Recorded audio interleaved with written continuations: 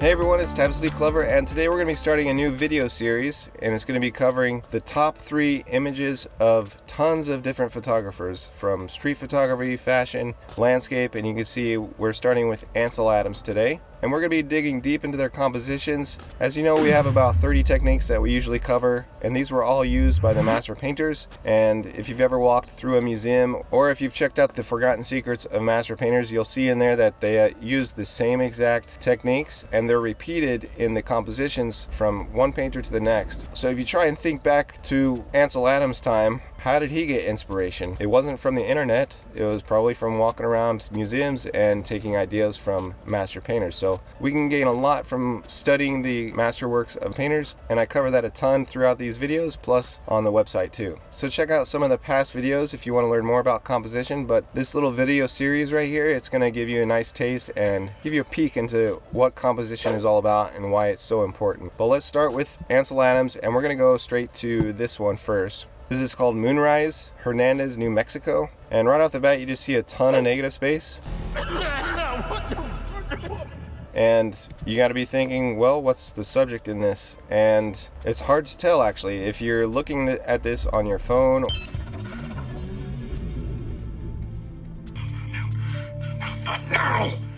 or if you're looking at it actually on just this screen right here, it's not very big, and he's got all these details right at the bottom. You can see all these details. It happens to be a graveyard, which looks kind of cool up close. All these crosses, the landscape's looking good, but you don't see any of these details at first, which is not positive. So all this negative space is distracting from the subject down here. This is the most important part down here, but he's emphasizing the negative space, and that can create a sense of isolation or loneliness or show the grand scale of things. But for right now, it's basically just distracting us from what's really important. So if you've got a photo and you can cut part of the image off and no one will ever miss it, then you might as well just get rid of it. So no one's going to miss that upper part with all the excess of negative space. And we've got more attention on our main subject down here. Getting rid of all that negative space is helping our composition. So even if we go zoom in, we didn't know these were mountains. Like, these are pretty cool mountains right here in the background. Snow-capped mountains, but we can't really see that because of all the negative space. It's a long exposure, so he's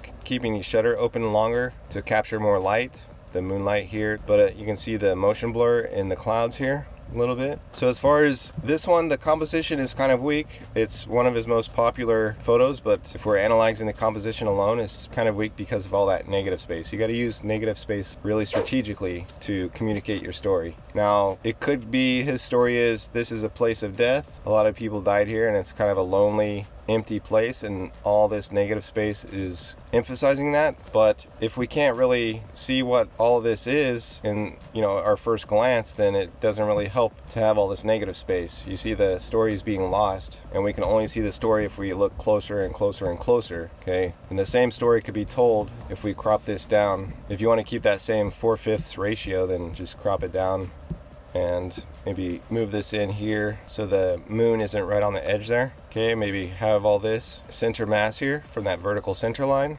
and then do it that way. And that's a stronger image because it's got less negative space. So the main composition technique in this one is negative space, and got to be in full control of that if you want to communicate your story clearly. But one thing that's important is a lot of you aren't subscribers, so if you want to learn more about this stuff and improve your compositions, be sure to subscribe, because I'm dedicated to help you guys understand composition. I know it can be tough, but I do these videos to help you out.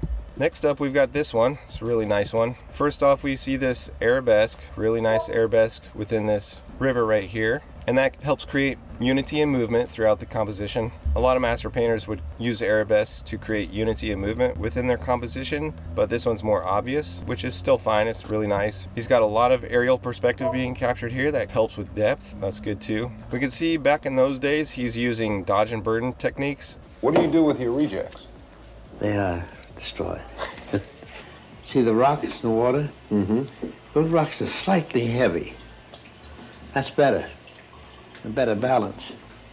This how this is burned out. So you discard Compared to that? that. So I just discard that. Mm-hmm. Or four-way extinction. Some of it's kind of not as good as you could get within Photoshop. So if you look closer here, we've got these trees being kind of washed out. They're a pale gray, and then there's this pretty solid line here and then they get darker. And he's trying to emphasize this river so it's lighter than it probably is in reality, just so it stands out more. We've got a big clump of trees here that's almost solid black. Okay, that's not really realistic. And then he's got a lot of contrast created here on the mountains too with these really light clouds. So he's manipulating the photo to accentuate the curves and the structure of the image, but sometimes if you overdo it, it could look a little too much like HDR, and you're reducing some of the depth within the image. Okay, like this mountain in the background is nice and faded. If you increased the contrast of that, let me see if I can do that. And I'm just going to paint in here. If you increase this contrast, it starts to blend in with the foreground mountains and you lose depth. Okay, so you got to be in control of that. Sometimes you can ruin the depth by increasing the contrast of the background. Yeah, it's borderline here, kind of on the edge. It's a really nice image, but he's getting into almost like when it's obvious like this, where you can see the line here and the dark there and this big dark area here. That's kind of getting a little too obvious, and it should be more hidden. This right here, that's considered edge flicker. Whenever you have high contrast near the edge, you don't want that because it's distracting from the image. So if we remove that, let me see if I can just remove that real quick.